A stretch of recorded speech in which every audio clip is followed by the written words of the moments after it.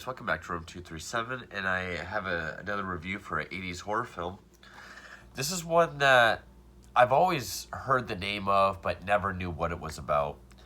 And it actually wasn't up until the segment on In Search of Darkness 2, which 80s Horror Doc was cool enough to put a clip of my review in the promotion for the flash sale that just ended. So 80s Horror Doc, thank you so much. Love this documentary. I didn't really know much about this film, and then today while I was out picking up the new volume of Batman and the new Wrong Turn, apparently, I happened to see this new Blu-ray sitting there.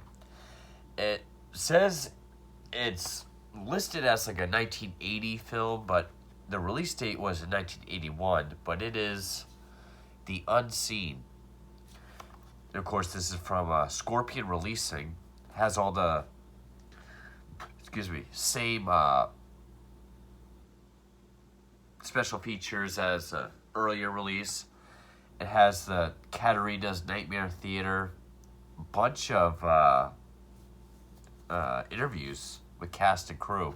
And it comes with the reversible cover, but I'm a huge sucker for original theatrical posters.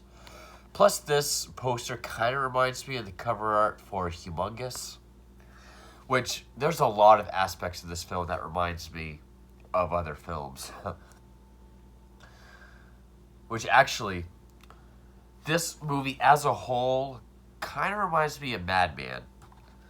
I mean, once we look at the antagonist, well, not really the antagonist, but once we look at the person in the film, and then consider just how little seen this is, but the cult following it has loves this film, it's a lot like Madman.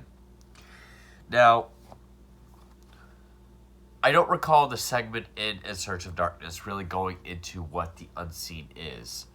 Like, killer, a paranormal force like The Entity, which is another film I really want to pick up. So I went into this kind of blind, not knowing what these three women were going to be getting themselves into. Which actually, when I first popped it in, and when I bought it, that's the cover I was dealing with. So, and I think that's the best way to go into it. Totally blind, not knowing what the unseen is. And let the story unfold. Because by the time they finally showed the unseen, I was like, that's totally different than what I thought it was going to be when I first hit play. So, sort of like my review for Parasite. If you haven't seen this, definitely find a way to see it. Go get the new Scorpion release Blu-ray. Stay away from the, I believe it's the Arrow release.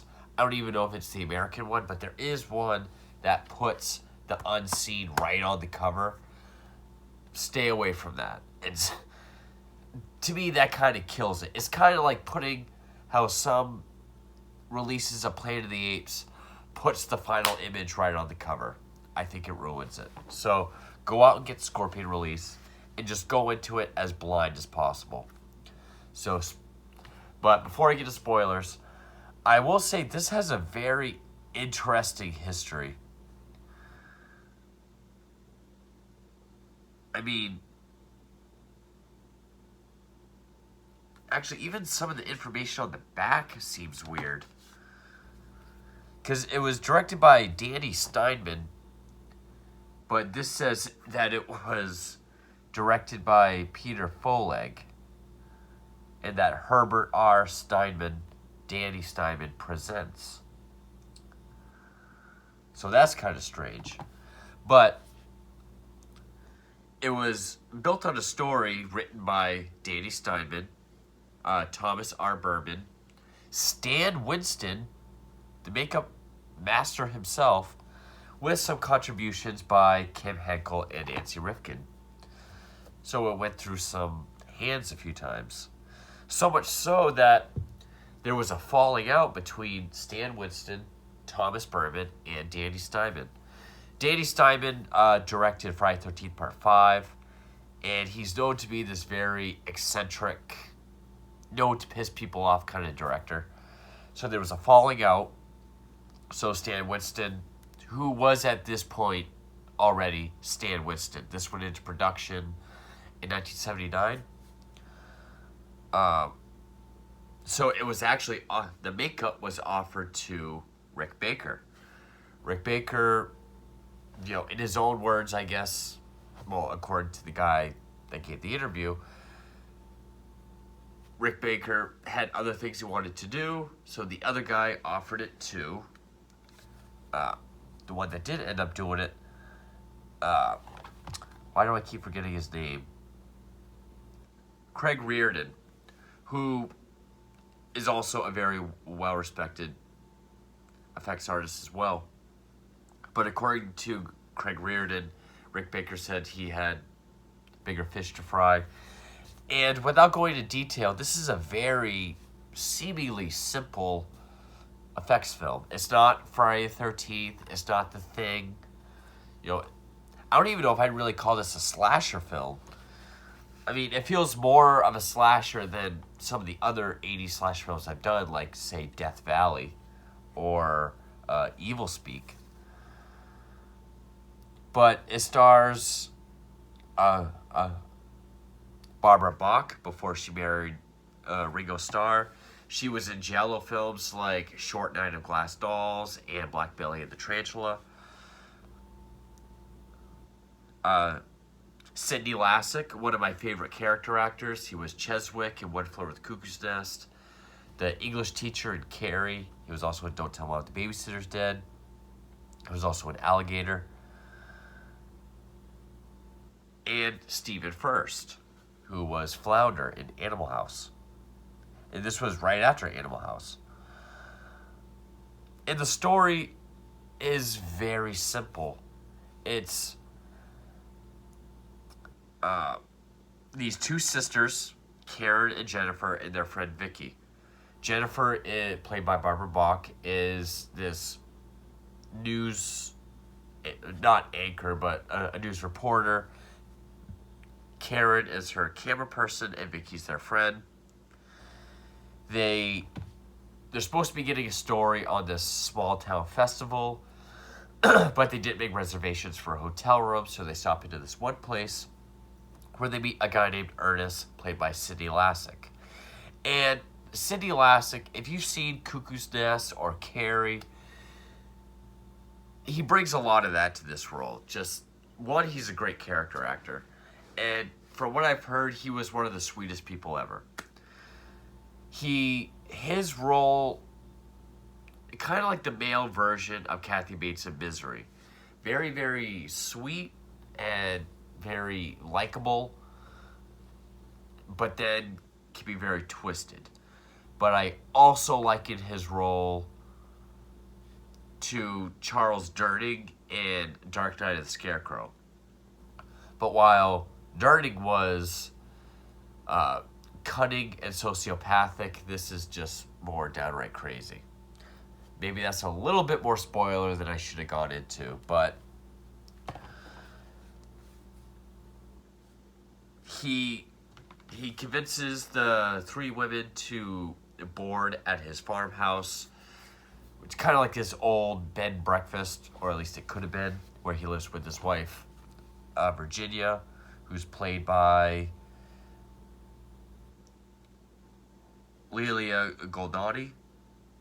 I probably butchered that last name, but she was in, I know I've seen other stuff with her in it. 70s version of Body Snatchers.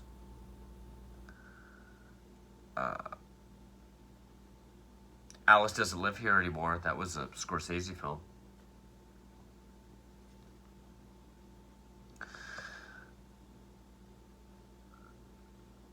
And lastly, just one more thing I'll say is the music was done by Michael J. Lewis, who has done a bunch of movies, including Theater of Blood. So they get to this very nice, secluded farmhouse. Virginia seems to be very meek and quiet. Of course, Ernest is just very, like, here's our house. It's what? Put your bags up.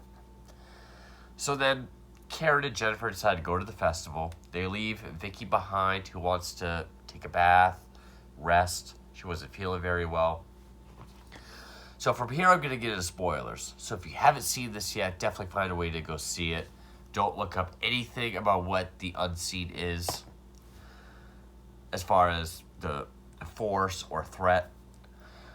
But spoilers, and this is probably the most famous or most known scene in the film, which is when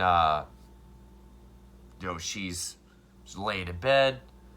It is juxtaposed with the scene of Virginia grabbing a chicken to cut its head off out in the chicken coop, where she's in the bedroom. She turns around, sees this unseen. She starts screaming. The camera's kind of following her. We get this great angle outside of the window with her kind of trying to break free, getting pulled away. And we see her getting sucked down the heat vent. One of those really old vents where the grate is like this fancy, almost fence. It's probably about as big as a fence. She gets sucked down through it. We get the idea that Virginia doesn't like what's going on with the unseen. But Ernest seems to be encouraging it, or at least encouraging Virginia to go along with it. While at the festival, Jennifer's ex-boyfriend, who we get the idea he had a horrific knee injury, couldn't play football anymore. He still sits at home and works out, trying to heal to get back into football. They broke up, but Karen kind of made it so they could meet up and hopefully talk. They do. Karen goes back to the house. Doesn't see Vicky anywhere. Even when she goes in the bedroom to put her bag down, and she sets it down right next to the vent where her head's sticking out. She goes down to the kitchen, knocks over a bowl of berries and fruit, bends down to pick it up. Her scarf lands on the heat grate, which slowly gets pulled in, and then it pulls her down twice. Then she's dead. Of course, Virginia freaks out about that. At different points in the film, we get Ernest. I think at one point he was sitting up in the attic, and we hear this kind of big, boisterous, Oogie Boogie voice kind of say, "Well, my boy, what a mess you've got here with you." And every time he doesn't answer, he'll be, it sounds abusive at the same time, like he's talking to Ernest as if he's a small boy. But the camera is on Sidney Lassick. And when we hear the voice say, "Sit down, my boy," he just kind of, uses his eyes to insinuate what he's doing. And we get this story about how your sister's been pregnant. Who could have done such a thing? Oh, I know it's you. We could send her away to get that taken care of. But what do we do with you? And it keeps building up till eventually, pull your pants down, hand me my whatever. But also at the beginning of this conversation, he asks, how old are you now, my boy? And he says 29. Sidney Lassick is not 29. So get the idea this was 20 years ago. And when it gets to the point of pretty much reliving the memory of his father threatening to castrate him, he relives it. We can tell he's had a bit to drink. And he says, I won't let this happen. I won't let this happen. And we hear the voice of the father be like, wait, don't. And then we just get the shot of the dad's rotting corpse, which I guess was still in the attic. I guess Danny Steinman, big fan of Psycho. Why wouldn't he? Psycho, I love Psycho. But I guess he used Psycho as kind of like a motif or like a mantra. He kept telling people this is going to be like this with Psycho. This is going to be like that with Psycho. Which when Vicky was getting ready for her bath, Ernest was watching her through the keyhole of the door, like Psycho. The rotting corpse up in the attic, like Psycho, only he's not a fruit seller. So, I guess I could see some allusions to Psycho. And even Stephen First, no, it was Craig Reardon, said that he believed, that Danny Steinman believed, that this would become the next Psycho. I guess Danny Steinman was a man of big visions or self-flattery. But he also pissed off Stephen First, and they weren't on speaking terms. Which is another thing I thought was crazy is you helped write a script, one of the greatest effects artists ever. So much so that he's willing to distance himself and not do the effects because he wrote it with Stan Winston. But anyway, so then we get more screen time with Jennifer and her boyfriend talking about how she needs him to be working, not to be dreaming about football. He wants marriage and kids. She doesn't. She wants to focus on work. He drops her back off at the house. But before that happens, we see Ernest and Virginia talking, or him talking to her the way their father talked to him. Yeah, we get the idea of Virginia, his wife, is his sister, and they have an inbred son together, which is the unseen. We haven't seen the unseen yet, but that's what it is. And he didn't just kill his father to prevent castration, but to maintain the relationship with his sister, the romantic relationship with his sister. But now he talks to her the same way their father talked to him. Very abusive. If she disagrees or doesn't acknowledge him in a way, he'll explode. But he tells her that this last girl is the last one. Just let Junior do his thing, and then it'll all be over. We'll get rid of all the loose ends. It's like they were never here. She cries and says, no, that's not right.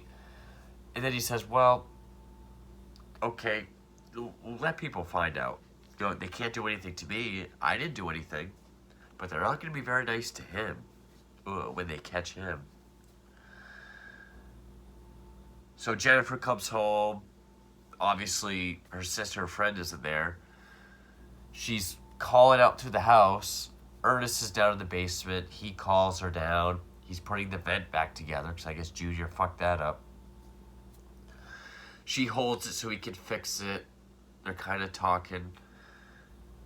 And then he hurries upstairs and he locks her because they keep Junior locked in there.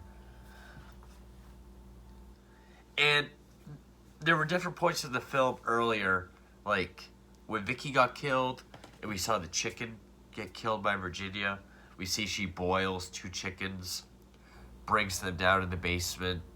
And I like these shots of just the camera staying on like the steps going down. And we just hear the voices. Like we hear Virginia playfully being like, come and get your food. Are you hiding from me? Oh, let's play your games. And then we hear Ernest do that, but it leads to a beating. So we get the idea that Virginia, his mother, is the only love and affection that he has. And Ernest beats him constantly. So, and they always keep him locked down there. So he locks Jennifer in the cellar. And we just see like a pile of trash kind of shift as she's trying to find a way out. She does injure herself, but how was it she did that? I know she injures She hurts herself some way. But when Junior finally bursts out, again, spoilers, it's Stephen First, Flounder from Animal House, playing this inbred, severely mentally disabled, overgrown baby, essentially. You know, he's got like balding hair on the top. They actually modeled his makeup after Down syndrome. This was made at a time where Down syndrome was not as widely known as it is today. And actually, Stephen First went to this home for people with a wide range of mental disabilities. And he specifically watched and observed people with Down syndrome. So they modeled the makeup kind of after that. And he doesn't have any speech. He's just kind of, But, you know, he's got bad teeth. He's got the makeup, like balding patches. He just has a ripped t-shirt and, like, boxers. He's filthy otherwise. And he's trying to play with her. And, which, the initial scene is it kind of drags. Because she's running away from him. And she runs into this, electrical box. And then Junior comes around. I think he like hits it or something because she does. And it breaks and it starts shooting sparks everywhere. So he starts looking at it, laughing, then looking at her and going like, rah, rah, kind of mocking it like a child. Then when it stops, he gets mad, hits it again so it will do it again. And why Stephen First and Danny Steinman don't speak anymore was because Danny Steinman had the button to make it spark and light up. So he kept telling him, you have to actually hit it so it looks real. But he was also told, don't hit it when sparks are coming out because you'll get shocked. So he kept like being apprehensive about it. And Steinman was like, just trust me. I had the button, just hit it. Well, the next time he went to go hit it, Steinman hit the button, and I guess it took him off his feet. And they haven't spoke since. They both passed since then. I think Danny Steinman died much earlier than he did. But anyway, so I thought it was going to be this very cartoony, because the look of him hadn't really set in yet. I didn't really know what the character was doing at the time. But after the whole electrical box thing, there's a scene when she's kind of sitting off to the side, and he looks at her, and I was actually kind of mesmerized, because I didn't actually know Down syndrome was going to be sort of what they were going for with this. I thought he was just, although also severely mentally impaired, I thought he was just going to be an overgrown child. I thought he was an overgrown toddler. But I was mesmerized because his actions, body movements, reactions, and facial expressions is just like a toddler. All my friends that have kids, like, just seeing their toddlers, exactly what they look like. I was actually very impressed. He runs over to his trash heap of a bed, and he runs over to it, and he's got this constant kind of lip biting, kind of constant smile. And he runs over to it, and he just kind of rips through everything, finds his teddy bear, and he walks over to her, and he just keeps then he rips and grabs some fluff, keeps putting it up against her, trying to get her to react. I mean, this is I don't know how big Stephen First was at this time, but like a 20-year-old toddler. That's what he. You really have to see it. I can't really explain it, but just imagine a very playful toddler that looks more like Sloth from the Goonies. And this is very simple makeup. I mean, the deaths, there aren't really much to them. She does find the bodies of Vicky and Karen before Junior pops out. But, and then Junior sits next to her and he keeps like taking her hair, putting it on his head, and or like biting her hair, or like kind of pretending to smack her. She'll smack him, then he'll kind of.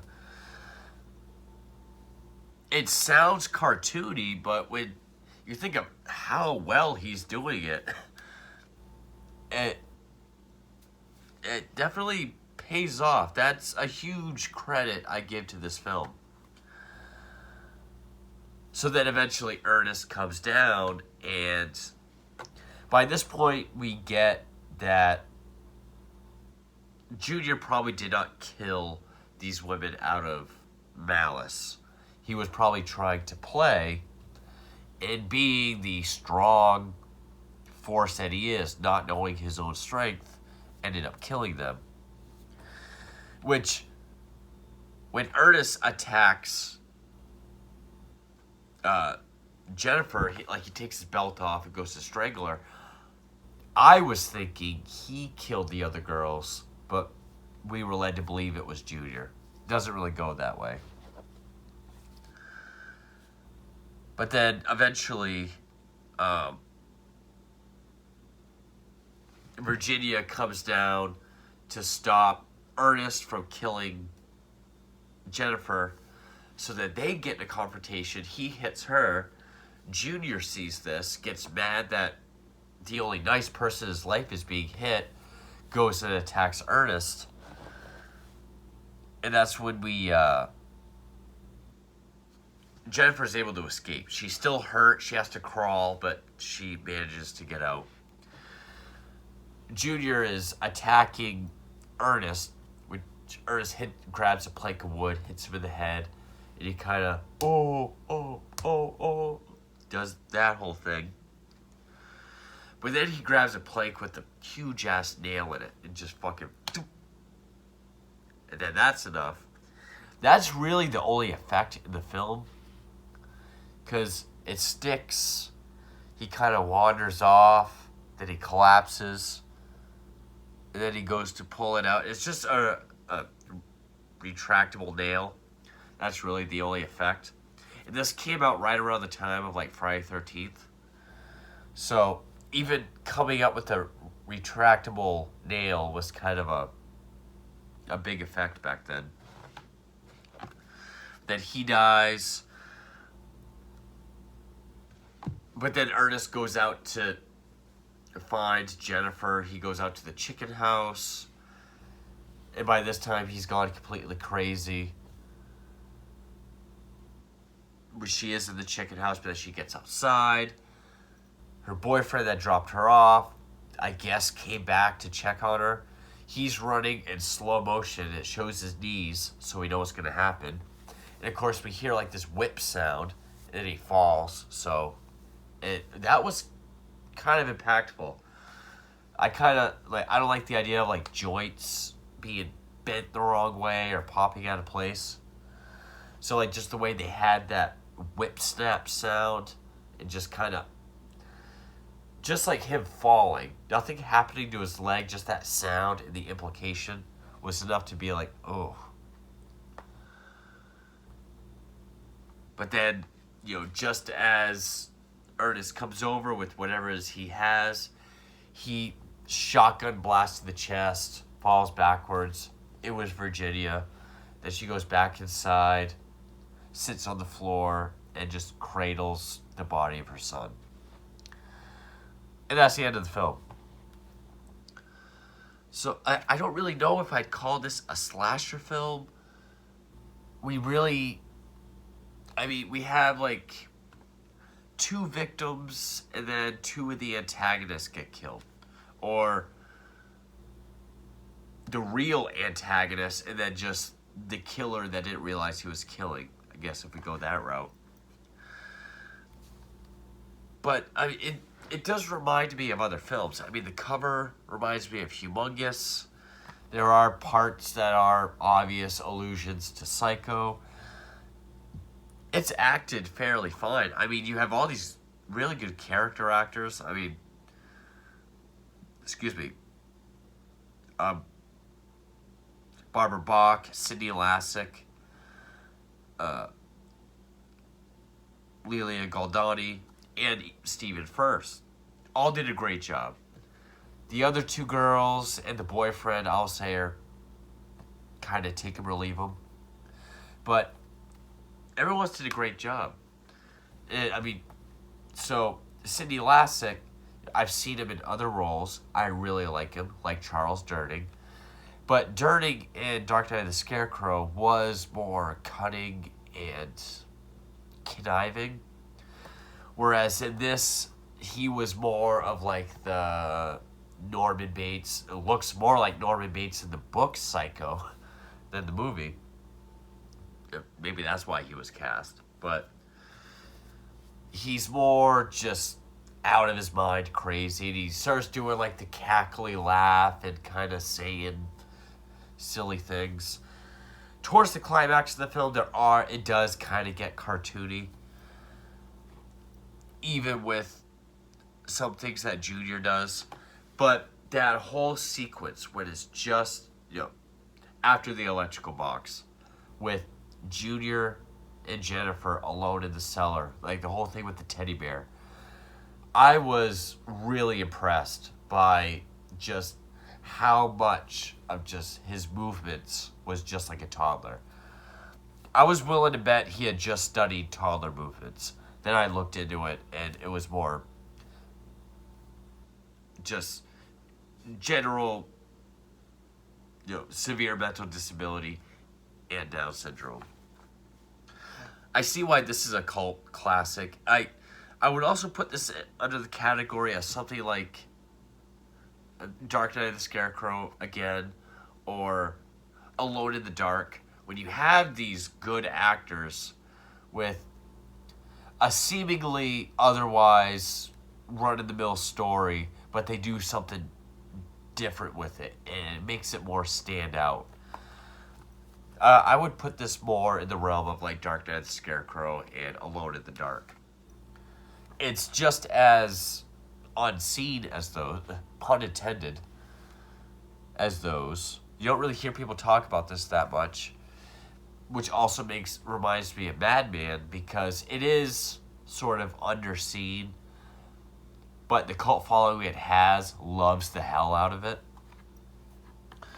I did enjoy this movie. I haven't seen it be called a slasher anywhere, so I'm not going to call it that, even if I thought it was. So it won't be in my slasher playlist, but I am very glad to have found this. I'm glad I picked this up. It's one of those movies that popped up on this that I hadn't seen, that I've been more on the look for. So, yeah, unseen. I mean, a pretty impressive amount of people just behind it. I mean, director of Friday 13th 5, which isn't that great, but consider the script was handed around between him, Stan Winston, Kim Henkel, and others.